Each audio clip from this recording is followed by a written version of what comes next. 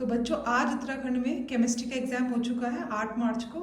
अब देखते हैं फटाफट कितने मार्क्स आपके आ रहे हैं। ठीक है, जल्दी से वीडियो स्टार्ट करते हैं। तो देखो फर्स्ट वाला जो है उसका आंसर 1/2 है, फर्स्ट है। सेकंड वाला जो है उसका आंसर आपका CH3COH है। ठीक है, थर्ड वाला जो है उसका आंसर आपका C2H5Cl है। फोर्थ में आपका आंसर K2SO4 होगा, सबसे ज़्यादा 2K + SO4 2-, तो ये 3 हो जाएंगे। डा वाला जो है उसका आपका आंसर है अल्काइल आइसोसाइनाइड। ठीक है, जो चा वाला है, चा वाले में आपका आंसर है जिंक, और जो छा वाला है, छा वाले में आपका आंसर है इनमें से कोई नहीं। फिर जा वाला जो है आपका, जा वाले में आपका आंसर है लिंकेज आइसोमर्स। इसके बाद आप आइए इधर, ये जो आपका एजर्सन और रीजन वाले में, तो एजर्सन में आपका जो पहला वाला है, झा वाला जो है, उसका आंसर होगा ए और आर दोनों सही है, और आर ए की सही व्याख्या करता है यस, क्योंकि सुक्रोज डाइसैक्राइड है इसीलिए हम उसको कन्वर्ट कर पाते हैं। ठीक है, तो आपका जो झा वाला है उसका आंसर हो जाएगा फर्स्ट, और जो आपका अणा खाली लास्ट वाला है उसका आंसर हो जाएगा भाई ए तो सही है, ए करेक्ट है, बट आर इनकरेक्ट है। क्योंकि कोई भी जो इंटरमीडिएट कंपाउंड है वो डाइक्लोरो इथेन डाइक्लोरो कार्बिन नहीं बनता है। तो ये आपका जो अणा खाली वाला है उसमें आपका थर्ड वाला सही होगा। ठीक है, कि ए सही है परंतु आर इनकरेक्ट है। अब एसआई यूनिट जो है सेकंड वाला देखिए आप लोग, जो एसआई यूनिट है, एसआई यूनिट में मोलर कंडक्टिविटी की एसआई यूनिट हम सभी को पता है क्या होती है, साइमन मीटर स्क्वायर पर मोल। अगर आपने ऐसे लिखा है -1 करके लिखा है या पर मोल भी लिखा है तब भी आपको अच्छे से नंबर मिल जाएंगे। रिकेट्स हमें सभी को पता है कि रिकेट्स विटामिन डी की कमी से होता है, और रतौंधी यानी कि नाइट ब्लाइंडनेस हमारी जो होती है वो विटामिन ए की कमी से होती है। फॉर्मूला ऑफ कोऑर्डिनेशन कंपाउंड का देख लीजिए। कोऑर्डिनेशन कंपाउंड का फॉर्मूला क्या होगा बच्चों, K3 ब्रैकेट के बाहर आएगा, उसके बाद फिर आपका आएगा ब्रैकेट क्रोमियम। ठीक है, अब ये होगा C2O4 ऑक्सिलेट है ना, whole thrice bracket C2O4 whole thrice, तो ये हो गया आपका पोटेशियम ट्राईऑक्सिलेट क्रोमेट थर्ड। मैंने आपको बताया था ना कि अगर पॉजिटिव हो तो क्रोमेट हो जाता है। अब व्हाट इज द पार्ट्स पर मिलियन, पार्ट्स पर मिलियन में आपने लिख ही दिया होगा फॉर्मूला। आप इसको लिख सकते हो mass of the solute upon mass of the solution. क्या लिख सकते हो, mass of the solute upon mass of the solution गुणा 10⁶। 10⁶ जरूरी है, यानी कि अवयवों का द्रव्यमान और सभी अवयवों का द्रव्यमान गुणा 10⁶। तो अगर आपने सारे क्वेश्चंस कर लिए हैं तो आप अपने मार्क्स इंक्लूड कर सकते हैं। अगर आपके सारे सही हैं तो 1 2 3 4 5 6 7 8 9 10 11 12 13 14 नंबर का आपने कर लिया है। ठीक है, अब हम आते हैं अगली छठे क्वेश्चन पे। ये जो पायरोसाइड से KMnO4 है, पूरी एक रिएक्शन है बच्चों। ठीक है, ये मैंने आपका साइड में लगा दी है, इसको देख लीजिएगा। अगर आपने सेम रिएक्शन लिखी है तो आपको मार्क्स मिलेंगे, और अगर नहीं लिखी है तो फिर आपको मार्क्स यहाँ पे कट जाएंगे। सेकेंड, पायरोसाइड्स होता क्या है, पायरोसाइड होता है आपका MnO2। ठीक है, अब नेक्स्ट जो है आपकी वो है potassium dichromate from sodium dichromate. इसकी रिएक्शन भी देख लीजिए, आप साइड में लगी हुई है। ठीक है, अगर आपने यही रिएक्शन लिखी है तो आपका सही जाएगा। अब सातवां क्वेश्चन है, if a current of 0.5 ampere. ठीक है, Q = IT का फॉर्मूला लगाओगे, जो आपका टाइम है उस 2R को आप चेंज कर दोगे, 60 × 60 से मल्टीप्लाई करोगे, और फिर जब पूरा क्वेश्चन सॉल्व करो फैराडेज की वैल्यू रख के और जो एवोगाड्रो नंबर है, तो आपका आंसर आना चाहिए 2.25 × 10⁻22, मतलब 2.25 × 10⁻22 सेकेंड आपका आंसर आना चाहिए। सॉरी 10⁻22 इलेक्ट्रॉन्स आपका आंसर आना चाहिए। ठीक है, अब आठवां क्वेश्चन देखो, किसी विलयन के वास्तव में अपेक्षित अवनमन, ये आपका डेरिवेशन, अगर आपने डेरिवेशन ठीक किया तो आपका 2 नंबर आएगा। ठीक है, ये देखो वीडियो, अब आप पूरी वीडियो तो देखोगे नहीं, आपको सिर्फ ये देखना है कि आपका कौन सा क्वेश्चन ठीक है, कौन सा क्वेश्चन गलत है। अब नमा देखो, ब्रोमो प्रोपेन से आपको क्या, ब्रोमो इथेन से आपको क्या बनाना है, प्रोपेन नाइट्राइल बनाना है। तो कौन सी रिएक्शन है आपकी ये, तो कुछ रिएक्शंस मैंने यहाँ पे लिख दी है आपकी। देखो ये क्या है आपकी CH3CH2Br, ब्रोमोप्रोपेन की रिएक्शन हमने अगर पोटेशियम साइनाइड से करेंगे तो क्या आपका बन जाएगा, क्या बन रहा है आपका, नाइट्राइल बनाना है ना आपको, तो ये आपका बन जाएगा इथेन नाइट्राइल। क्या बन जाएगा आपका, सॉरी प्रोपेन नाइट्राइल बनाना, तो CH3CN, ये CN है ना, तो प्रोपेन नाइट्राइल आपका ही बन गया, प्लस KBr। अब जो खा वाली रिएक्शन है, खा वाला आपको पता ही है कि खा में आपका हमारी क्या है, फ्रिडिक रिएक्शन है। तो आपने 2 मॉलिक्यूल्स किसके ले लोगे, क्लोरोबेंजीन के 2 मॉलिक्यूल्स लोगे, सोडियम, और दो आपके सोडियम के एटम होंगे, ड्राई ईथर के साथ रिएक्शन करोगे, आपका क्या बन जाएगा, डाइफिनाइल + 2NaCl। अब आपका जो नेक्स्ट क्वेश्चन है 10वां, फ्यूल सेल आपको पता ही है, दहन ऊर्जा क्या होता है, अगर कोई भी गैल्वेनिक सेल क्या करेगा, अगर दहन ऊर्जा को वैद्युत ऊर्जा में कन्वर्ट कर देगा, उसकी हम क्या बोलते हैं, ईंधन सेल बोलते हैं। सीमांत मोलर चालकता आप सभी को पता है कि जब किसी इलेक्ट्रोड की सांद्रता शून्य के करीब पहुंच जाती है उसको हम क्या बोलते हैं, सीमांत मोलर चालकता। अगर आपने ये लिखा है तो आपको इसमें भी क्या मिल जाएंगे, पूरे एक एक नंबर मिल जाएंगे। सीमांत मोलर चालकता कि जब किसी इलेक्ट्रोलाइट की चालकता, किसी इलेक्ट्रोलाइट की जो सांद्रता है जब शून्य की तरफ पहुंच जाती है तो हम क्या बोलते हैं, उसको क्या बोलते हैं बच्चों, सीमांत मोलर चालकता। अगर आपने दोनों क्वेश्चन सही किए तो आपको 2 नंबर यहाँ पे मिल जाएंगे। मोनोसैकेराइड्स और पोलोसैकेराइड्स सभी बच्चों को पता है, इनके एग्जांपल्स अगर आपने सही लिखे तो आपको 2 नंबर मिलेंगे। और डिफरेंस टाइप ऑफ आरएनए अगर आपने लिख दिया है जो आपके एमआरएनए टीआरएनए है तो आपको पूरे मार्क्स मिल जाएंगे। अब देखो 12 जहाँ पे कंफ्यूजन होता है, देखो लॉन्ग क्वेश्चंस में तो बच्चे कर ही लेंगे ना, जहाँ पे आपको कंफ्यूजन है कि मैडम क्या होगा, उनको मैं आपको मेन सॉल्व करा रहा हूँ। अब देखो यहाँ पे आपका जो ये है ऑर्डर जो है, बच्चों को बड़ा कंफ्यूजन हो रहा था। पहले आपका आएगा सेकेंडरी अमीन, फिर आपका आएगा टर्सरी अमीन, फिर आपका आएगा प्राइमरी अमीन, फिर आपका आएगा एनिलीन। समझ में आया? यानी कि ये जो आपका C2H5 2NH है ये आपका फर्स्ट नंबर पे होगा, सबसे ज़्यादा बेसिक है। फिर आपका 3 वाला सेकंड नंबर पे है, फिर आपका प्राइमरी वाला थर्ड नंबर पे, और फिर आपका जो एनिलीन है ये आपका चौथे नंबर पे आएगा। ठीक है, aniline does not undergo Friedel craft reaction, yes नहीं जाती है, क्योंकि क्या करती है, AlCl3 के साथ क्या बना लेती है, लवण बना लेती है, और बेंजीन रिंग को क्या कर देती है, डीएक्टिवेट कर देती है। इसका आंसर आपका ये होगा। फिर 13वां क्वेश्चन जो बेटा ये आपके अरेनियस इक्वेशन का मैंने सॉल्व किया है क्वेश्चन, आप लोगों को दिखा देती हूँ, आप इसका स्क्रीनशॉट ले लेना। अगर आपने सेम यही क्वेश्चन किया है, इसका आंसर आपका 52.89 किलोजूल पर मोल आएगा। अगर आपने यही आंसर किया है तो आपको पूरे नंबर मिल जाएंगे। और अगर सपोज आपने फॉर्मूला लिख दिया है, ठीक है, सपोज आपने log K2/K1 और यहाँ तक लिख दिया फॉर्मूला, जिसमें आपको आधा नंबर मिल जाएगा। फिर अगर आपने वैल्यू सब्स्टिट्यूट की हुई है तो आपको आधा नंबर मिल जाएगा। और अगर आपने पूरा आंसर निकाल दिया यूनिट के साथ तो आपके पूरे 2 मार्क्स आपको इसमें पूरे मिल जाएंगे। ठीक है, अब आगे आपका explain the reaction with chemical equation. तो आपको कोलवे रिएक्शन बहुत ही ज्यादा सिंपल है। ठीक है, क्या बनता है इसमें, सैलिसिलिक एसिड बनता है। तो ये रिएक्शन मैंने आप लोगों के लिए कर ली है जिससे आपका ज्यादा टाइम वेस्ट ना हो। देखो बच्चों, सैलिसिलिक रिएक्शन क्या है आपकी, फिनॉल के साथ आप सोडियम हाइड्रोक्साइड की रिएक्शन करेंगे, सोडियम फिनोलेट बनता है आपका, और फिर क्या बनेगा, कार्बन डाइऑक्साइड की रिएक्शन करेंगे, सैलिसिलिक एसिड बन जाएगा, यानी कि फिनॉल से सैलिसिलिक एसिड बन रहा है। फिर सेकंड आपका क्या था, एनिसोल था, है ना। फ्राइडल क्राफ्ट दोनों में से एक करना था, तो फ्राइडल क्राफ्ट एसाइलेशन देखो एसाइलेशन तो मैंने आप लोगों को पहले फ्राइडल क्राफ्ट का बताया कि एसाइलेशन मतलब होगा आपका CH3COCl से होगा। यहाँ पे एनिसोल मतलब ईथर है, ROR C6H5OCH3। इसकी जब आप रिएक्शन करोगे क्योंकि आपका क्या है, एसाइलेशन है, एसिलीकरण है ना ये, तो इसमें क्या करेंगे आप CH3COCl के साथ रिएक्शन करेंगे AlCl3 के प्रेजेंस में, तो क्या बना लेगा, एक ऑर्थो पोजीशन पे COCH3 अटैच हो जाएगा और एक पैरा पोजीशन पे हो जाएगा। ठीक है, अब नेक्स्ट है आपका व्हाट इज स्पेक्ट्रोकेमिकल सीरीज। तो स्पेक्ट्रोकेमिकल सीरीज क्या होती है बेटा, जब हम लिगेंडो के उनके क्षेत्र की सामर्थ्य के आधार पर क्या करते हैं, हम लिगेंडो को उनके क्षेत्र की सामर्थ्य के आधार पर व्यवस्थित करते हैं, उसी को हम क्या बोलते हैं, स्पेक्ट्रमी रासायनिक श्रेणी बोलते हैं। अब दुर्बल का क्या मतलब होगा, देखो दुर्बल के लिए आपको याद रखना है कि दुर्बल क्षेत्र के जो लिगेंड होते हैं वे कक्षकों का विपाटन जो होता है वो कम होता है, और उनकी जो डेल्टा 0 यानी कि क्रिस्टल फील्ड स्प्लिटिंग एनर्जी जो होती है उसका मान भी क्या होता है, कम होता है। इसके कारण जो होते हैं वो इलेक्ट्रॉनों को युग्मन नहीं होता है। ठीक है, दुर्बल वालों के कारण इलेक्ट्रॉनों को युग्मन नहीं होता, और इसका जो चक्रण संकुल होता है वो उच्च होता है। ठीक है, इसके विपरीत प्रबल क्षेत्र में क्या होगा, ये लिगेंड जिनकी क्रिस्टल क्षेत्र विपाटन ऊर्जा क्या होगी, उसका मान क्या होगा, अधिक होगा, किसमें, प्रबल वाले में, और इसमें इलेक्ट्रॉन का युग्मन हो जाता है। जैसे अभी एक एग्जांपल करेंगे क्वेश्चन तो आपको समझ में आ जाएगा, इलेक्ट्रॉनों का युग्मन हो जाता है, और उसके साथ साथ क्या होगा, ये निम्न चक्रण संकुल होते हैं। तो ये दोनों आपका आंसर पूरा इसको लिखेंगे तब आपको पूरे 2 नंबर मिलेंगे। ठीक है, यानी कि आपको पहले इसकी परिभाषा लिखनी पड़ेगी, फिर अंतर लिखेंगे तब आपको 2 नंबर मिलेंगे।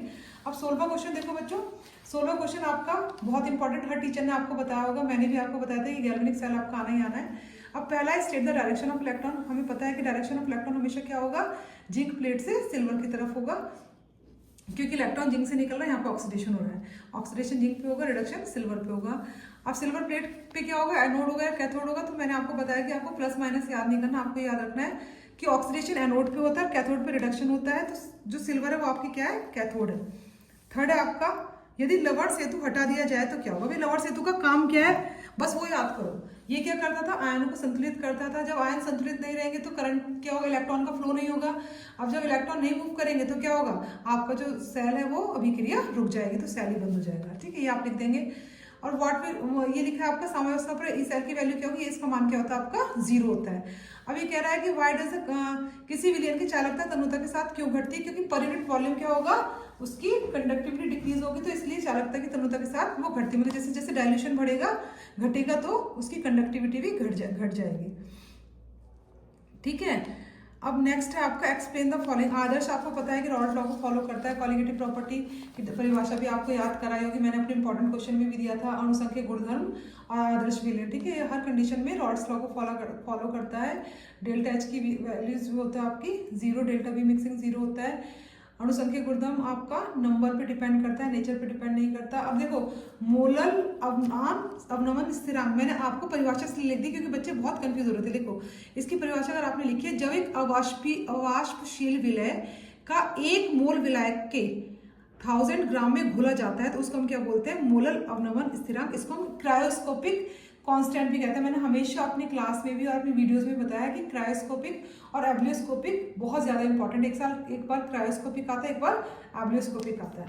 अब देखो ये वाला NiCl4 अगर तुम मेरी वीडियो उठा के देखोगे बच्चों, हालांकि अभी मैं आपको सारे क्वेश्चंस गिनाऊंगी जहाँ जो मेरे आए हुए हैं, ठीक है, जिससे क्योंकि आपको पता चले कि जो आपको इंपॉर्टेंट क्वेश्चन बताए हुए थे उनमें से कितने क्वेश्चन आए हैं। अब ये NiCl4 अनुचुंबकीय है, जबकि क्या है प्रतिचुंबकीय, मतलब ये पैरामैग्नेटिक है और ये क्या है आपका डायामैग्नेटिक। अब डायामैग्नेटिक का मतलब ये होता है कि सारे इलेक्ट्रॉन्स क्या होंगे, पेयर्ड होंगे। तो जिसमें सारे इलेक्ट्रॉन्स, कोई भी अयुग्मित इलेक्ट्रॉन नहीं होगा तो वो क्या हो जाएगा आपका डाया, और अगर युग्मित इलेक्ट्रॉन होगा तो वो आपका क्या हो जाएगा पैरा। बस याद रखोगे कि इसमें कोई भी अयुग्मित इलेक्ट्रॉन नहीं है और इसमें युग्मित इलेक्ट्रॉन है, इसलिए ये अनुचुंबकीय प्रतिचुंबकीय मैंने पहले भी आप लोगों को बताया। ठीक है, इसमें अयुग्मित इलेक्ट्रॉन के बारे में आपको लिखना है। अब ये क्वेश्चन जो है ना, MaX2 प्रकार के चतुष्फलकीय संघ जहाँ M केंद्र है, तो इसमें आपको याद रखना क्योंकि इसमें समरूपता हो जाती है। जब समरूप, अगर ये ऑक्टाहेड्रल होगा तब तो इसमें बन जाएगा आपके ज्यामितीय समरूपता, लेकिन अगर ये आपका चतुष्फलकीय है तो इसमें समरूपता आ जाती है, इसलिए इसका क्या होगा, ज्यामितीय समरूपता नहीं बन सकती है। अब आगे आपका इसमें जो नेक्स्ट वाला था और करके जो था क्वेश्चन नंबर 18 में बच्चों, कुछ बच्चों ने ये क्वेश्चन किया, कुछ बच्चों ने ये किया। तो आप देखो अगर आपने ये वाला क्वेश्चन किया है, इसका जो ऑप्शन में आ रखा है बल्कि ज़्यादा इजी था, FeCN64 ये आपका प्रतिचुंबकीय होगा, अष्टफलकीय होगा। 2 चीज़ें पूछी हुई है। और CuF6 क्या होगा, आपका अनुचुंबकीय होगा, अष्टफलकीय होगा। रीजन वही रहेगा, एक में ये क्या होगा, इसको पेयर्ड कर देगा तो कोई अयुग्मित इलेक्ट्रॉन नहीं होगा तो ये प्रतिचुंबकीय हो गया, इसमें अयुग्मित इलेक्ट्रॉन होंगे तो क्या हो गया आपका अनुचुंबकीय हो गया। अब है आपका पॉलीहेलोजन यानी कि DDT, आपको पता है इसका नाम क्या हो जाएगा। देखो इसका स्ट्रक्चर देखो, मैंने यहाँ पे बनाया हुआ है इसका स्ट्रक्चर। 2 है आपके क्लोरीन, तो dichloro diphenyl, 2 chlorine dichloro diphenyl trichloro ethane, ये इसका स्ट्रक्चर हो गया और इसका नाम हो गया। ठीक है, अब ये आपका किस युग्मन में यौगिक की तीव्रता SN1 होगी। देखो मैंने आपको बता रहा कि SN1 क्या होता है, SN1 के लिए ऑर्डर होता है 3 degree is greater than 2 degree is greater than 1 degree. तो ये आपका 3 डिग्री है, 3 डिग्री हेलो एल्केन, और ये आपका क्या है 1 डिग्री। तो 3 डिग्री में क्या होगा, जो SN1 की अभिक्रिया होगी हमेशा ज्यादा होती है, और अगर SN2 आता है तो उसमें 1 डिग्री ज्यादा होती है। तो इसमें जो आंसर होगा which compound will undergo SN1 reaction faster, तो ये हो जाएगा 3 डिग्री वाला। ठीक है, अब नेक्स्ट देखिए आप लोग, ये है आपका एल्कोहलों के निर्जलीकरण की अपेक्षा सुगमता का क्रम 3 डिग्री 2 डिग्री 1 होता है। मेरे जितने बच्चे, आप कहेंगे तो क्वेश्चन का आंसर बता सकते हैं, लेकिन ज़्यादातर बच्चों ने ल्यूकास वाला ही किया क्योंकि बहुत इजी था। ठीक है, तो ल्यूकास आपको पता है कि ZnCl2 प्लस HCl के साथ जब हम रिएक्शन करते हैं 1 डिग्री 2 डिग्री और 3 डिग्री एल्कोहल की, तो 3 डिग्री जो होता है ल्यूकास के साथ एकदम से टर्बिडिटी का मतलब धुंधलापन देता है। ठीक है, टर्बिडिटी देता है, और जो आपका सेकेंडरी है वो 5 मिनट बाद देता है, जबकि प्राइमरी नहीं देता है। अब आ जाओ 21वें पे। 21वां आपका क्या है, स्टीफन अभिक्रिया है। स्टीफन आपको पता है कि CH3CH double bond CH3C triple bond है। ठीक है, मिथाइल साइनाइड की रिएक्शन, जब मतलब ये रिडक्शन है ना आपका, स्टीफन रिएक्शन में क्या है, रिडक्शन। जो रिडक्शन सारे एक साथ है ना, वुल्फ किश्नर, स्टीफन और क्लीमंसन, उसके साथ ही सबसे ऊपर स्टीफन जो है आपका रिएक्शन, एक्चुअल में क्या है ये रिडक्शन है, मतलब अपचयन है। हाइड्रोजन के साथ रिएक्शन करोगे HCl किसकी प्रेजेंस में, ड्राई ईथर की प्रेजेंस में, तो आपका क्या बन जाएगा ये इंटरमीडिएट कंपाउंड बनेगा CH3CH double bond NH HCl। फिर जब इसको गर्म पानी के साथ आप उबालोगे, ठीक है, तो आपका क्या बन जाएगा, इथेनॉल बन जाएगा, यानी कि आपका एसिटाल्डिहाइड बन जाएगा CH3CHO। हो क्या रहा है कि आपका साइनाइड से या नाइट्राइल कंपाउंड से क्या बन रहा है, एसिटाल्डिहाइड बन रहा है, मतलब अल्डिहाइड बन रहा है CH3CH, यानी कि इथेनॉल प्लस NH4Cl बन जाएगा।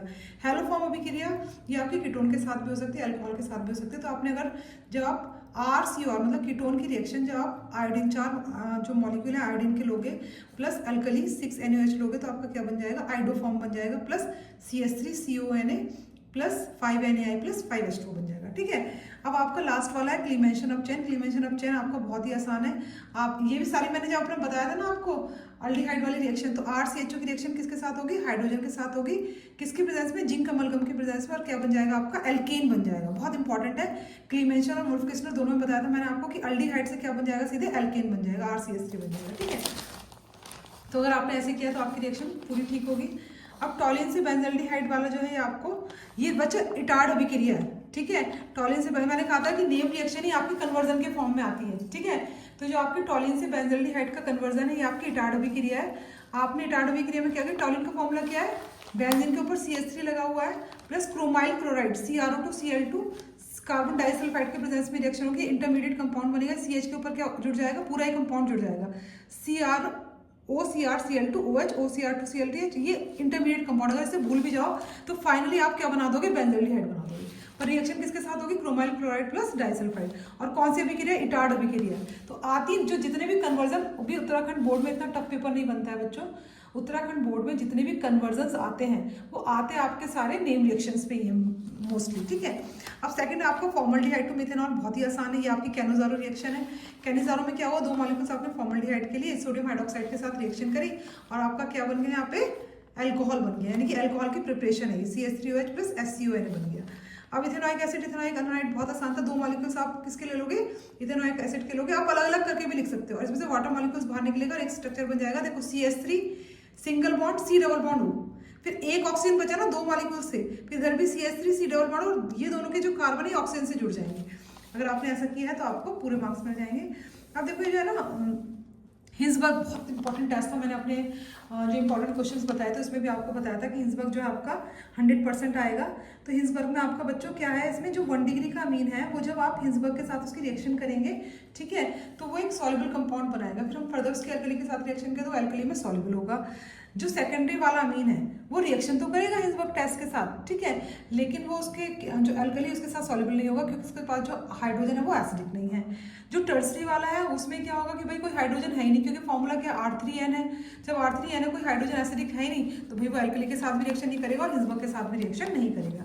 अभी रिएक्शंस आपको पूरी आनी चाहिए। अगर आपने पूरा टेस्ट लिखा है तो ठीक है, अगर आपने सिर्फ इतना लिखा है जितना मैं आपको बता रही तो इसमें आपको 1.5 मार्क्स मिलेंगे, ठीक है। अब 23 क्वेश्चन देखिए। अगर आप ग्लूकोज की डी ग्लूकोज की रिएक्शन HI के साथ कराते हैं तो आपका एनहेक्सेन बनता है। अगर आपने एक कंपाउंड लिखा है तो 1 मार्क्स मिल जाएंगे। ब्रोमीन वाटर के साथ ग्लूकोनिक एसिड बनता है और HNO2 के साथ आपका सैकरिक अम्ल भी बनता है और फिर फर्दर आपका ग्लूकोनिक अम्ल भी बन जाता है, ठीक है। तो आप ये याद रखेंगे सैकरिक अम्ल बनेगा और आपका ग्लूकोनिक अम्ल भी बन जाता है। ज़्यूटोराइन का स्ट्रक्चर आपने कर लिया होगा। न्यूक्लियोटाइड आसान था, अगर आप ये चाहते तो ये भी कर सकते थे, ये ज़्यादा आसान लग रहा है मुझे, ठीक है।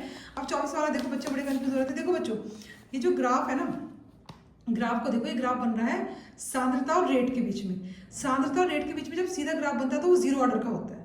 अगर ये ग्राफ सांद्रता और टाइम के बीच में बनता है तो फर्स्ट ऑर्डर रिएक्शन होती है, ठीक है। लेकिन क्या बन रहा है, सांद्रता और रेट के बीच में बन रहा था, 0 ऑर्डर हो रहा है। अब सेकंड, ये क्वेश्चन बहुत आसान था, बच्चे पता नहीं क्यों इसमें इतना कंफ्यूज हो रहे थे। रासायनिक अभिक्रिया की दर को प्रभावित करने वाले कारकों का संक्षेप वर्णन कीजिए। तो भाई कारक कौन कौन से हैं? सबसे पहले सांद्रता। सांद्रता अगर रिएक्टेंट्स की बढ़ेगी तो रिएक्शन क्या हो जाएगी, फास्ट हो जाएगी। सेकंड है टेम्परेचर, टेम्परेचर बढ़ेगा तो ऑब्वियस सी बात है रिएक्शन फास्ट हो जाएगी। और थर्ड है आपका प्रेजेंस ऑफ कैटलिस्ट, तो कैटलिस्ट हमेशा रिएक्शन को क्या कर देता है, फास्ट कर देता है। अगर 3 रिएक्शन 3 भी कारण लिखते तो आपको पूरे 3 नंबर मिल जाते हैं, ठीक है।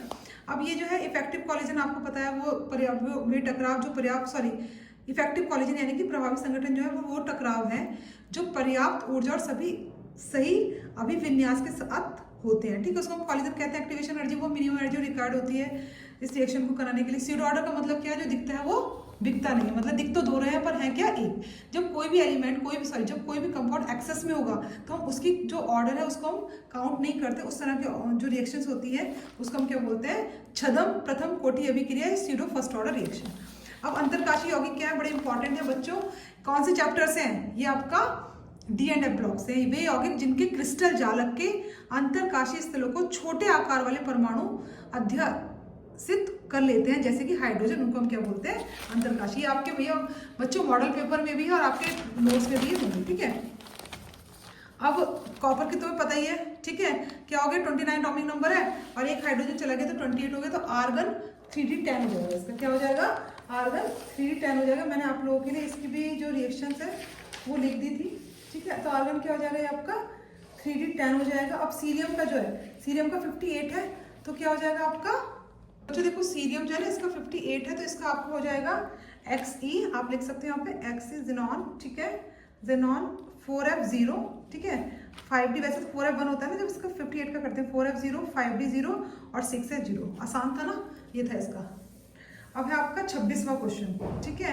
ये जो गिव रीजंस है ना फॉलोइंग रेटिनाइट्स ग्रेटर आर, ये आपका दिया हुआ है, इसमें देख लेना, चेक कर लेना, अगर आपको आता होगा तभी आपने किया होगा, अदरवाइज आपने पहला वाला ही किया होगा। अब 26 वाले देखो, 26 वाले बच्चे बड़े कंफ्यूज थे, कह रहा है acetone is less reactive than ethanol towards nucleophilic addition reaction. देखो एसीटोन जो होता है वो कीटोन होता है और कीटोन का मतलब ये है कि CH3, ठीक है, देखो यहाँ पे CH3 C double bond O, दो एल्काइल ग्रुप है इसके पास, दो एल्काइल ग्रुप है, तो जो न्यूक्लियोफिलिक एडिशन रिएक्शन के लिए है ये थोड़ा बल्कि हो जाता है, ठीक है, इसमें जो स्टेरिक हिंड्रेंस आ जाती है, इसलिए क्या होता है ये लेस इफेक्टिव होता है न्यूक्लियोफिलिक एडिशन के लिए कंपैरिजन टू एसीटोन, क्योंकि एसीटोन में केवल एक ही क्या होता है, एक ही क्या होता है आपका एल्काइल ग्रुप होता है CH3CHO। अब ये कह रहा है विच what product is form when CH3CHO react with NaHSO3 मतलब सोडियम थायोसल्फेट। अब देखो इसमें जो प्रोडक्ट है तुम्हारा कुछ नहीं बनना, आपको कुछ नहीं करना था, CH3CHO की रिएक्शन करोगे आप NaHSO3 के साथ तो आपको प्रोडक्ट बन जाएगा। आप कार्बन लिख दो बीच में, अगर आपने लिखा है तो कार्बन बीच में लिख दो, एक 4 हाथ है ना उसके, हमेशा 4 हाथ तो याद ही रखने, एक हाथ में CH3 रख दिया आपने, एक में हाइड्रोजन, एक में OH, ये जो OH है यहाँ पे, ठीक है, और बन गया, और दूसरे में रख दिया आपका SO3 यानी ये आपका एक कंपाउंड बन जाएगा, ठीक है। तो अगर आपने ऐसे बनाया तो आपका ठीक है। अब इसका मैकेनिज्म थी, अगर आपने मैकेनिज्म नहीं किया है, अगर किया है तो बहुत अच्छी बात है। सपोज आपने अगर रिएक्शन ही लिख दी है तो आपको उसमें आधा नंबर मिल जाएगा। रिएक्शन में आपका क्या था, CH3CHO प्लस HCN था, इसमें भी आपका सेम कंपाउंड था कि बिल्कुल ऐसे ही बनेगा। यहाँ पे 4 हाथ है, ठीक है, CH3CHO CN है ना, तो एक साइड आपका OH हो जाएगा, एक आपका H होगा, एक आपका CH3 होगा और एक होगा आपका CN। तो सभी बच्चों अगर आप अपने मार्क्स प्लीज़ जोड़िएगा, ठीक है, और जितने मार्क्स आपके आ रहे हैं उतने मार्क्स आप मुझे बताएंगे कि मैम हमारे इतने मार्क्स आ रहे हैं। और एक इम्पॉर्टेंट बात बच्चों, बस आपको मैं मोटा मोटा बता देती हूँ, जो मेरे बताए हुए क्वेश्चंस आपके आए हैं 1 2 3 4, ठीक है, 5 6 7, ठीक है, और ये वाला मैंने आपको भी नहीं बताया था अपने इंपॉर्टेंट में, हरी टेबल बताई थी तो 8, ठीक है। मोलर कंडक्टिविटी की यूनिट पर्टिकुलर नहीं बताई थी पर आपको गणित का मैं इसको काउंट नहीं करी। 8 पर विटामिन बताए थे 9, ठीक है। आइसोमर्स आपको IUPAC बताया था 9 और पार्ट्स पर मिलियन इंपॉर्टेंटली बताया था 10, ठीक है। 10 नंबर ये हो गए। ये वाला मैंने आपको इंपॉर्टेंट में नहीं बताया था। फैराडेज मैंने आपको बताया था QIT वाला, तो 10 11, ठीक है, 11 12 हो गए, बल्कि 2 मार्क्स आपके 12। फिर ये वाला मैंने आपको इंपॉर्टेंट में नहीं बताया था 12 फ्यूल सेल मोलर कंडक्टिविटी, इसको भी नहीं काउंट करते हैं, ठीक है। मोनोसैकराइड्स और पॉलीसैकराइड्स अपने बायोमोलिक्यूल्स वाले क्वेश्चन में बताया था, तो ये हो गया आपका 13 14 14 नंबर। ये बहुत इंपॉर्टेंटली बताया था 12वां क्वेश्चन 15 नंबर, ठीक है। 16 नंबर हो गए आपके। कोलबे और फ्रेडेक्राफ्ट दोनों बताई थी 17 18 नंबर हो गए, ठीक है। फिर हो गए ये 15वां मैंने क्वेश्चन आपको इंपॉर्टेंट में नहीं बताया था, 16वां बताया था 18 19 20 हो गए आपके नंबर। ये तीनों बताए थे 19 20 21 22 23, ये क्वेश्चन बताया था। ये तो मेरे नोट्स में आप चाहेंगे तो मेरी वीडियो चेक कर सकते हैं, ठीक है। 20 21 22, ठीक है, 22 नंबर। फिर आपको ये भी बताया था क्वेश्चन में, ठीक है, 22 23 24 DDT का फॉर्मूला बताया हुआ है, करना इंपॉर्टेंट बताया था 25, ठीक है। उसके बाद ये वाला SN1 और SN2 को बहुत इंपॉर्टेंटली बताया था 26 27 नंबर, ठीक है। फिर ये आपका ल्यूकास वाला मैंने अपने उसमें बताया हुआ है 28 29 30 31 32 33 34, ठीक है। फिर ये इटार्ड अभिक्रिया 35 36 और हिंसबर्ग 37 38 39 39। ज्यूटेरायन बताया था आपको, देख लेना आप वीडियो खोल के 40 41। ग्लाइकोसाइड लिंकेज नहीं बताया था, ठीक है। 24 मैंने नहीं बताया था आपको, ठीक है। 40 अंतरकाशी भी मैंने आपको इंपॉर्टेंट में नहीं बताया था, यहाँ पर मैंने आपको इफेक्टिव कोलिजन एक्टिवेशन एनर्जी बताया था, तो 40 41 42 और ये हो गया आपका इसकी जो इलेक्ट्रॉनिक कॉन्फ़िगरेशन है 43, यानी कि लगभग मैं मानूं 43 भी नहीं माने तो 40 मार्क्स का तो जो आपको इंपॉर्टेंट क्वेश्चंस बताए थे बच्चों वो आपके आए हुए हैं। अगर कोई बच्चा बहुत अच्छे पढ़ रहा है पूरे साल तो उसके लिए तो उन क्वेश्चंस की कोई वैल्यू नहीं, लेकिन अगर आपने पूरे साल पढ़ाई की है, पढ़ाई नहीं की है और आप लास्ट टाइम पे इतने कंफ्यूज हैं कि क्या करें, तो मैं गारंटी से कह रही हूँ अगर आप वो क्वेश्चंस जो मैंने इंपॉर्टेंट क्वेश्चंस की वीडियो बनाई थी अगर उसमें से भी करते तो आप पास मार्क्स से बहुत अच्छे मार्क्स ला सकते थे। 40 मार्क्स का पेपर आया, अगर आप 30 भी करके आते और 25 भी आपका आए तब भी आपके 55 मार्क्स केमिस्ट्री में आ सकते थे। So thank you very much बच्चों, all the very best for your bright future.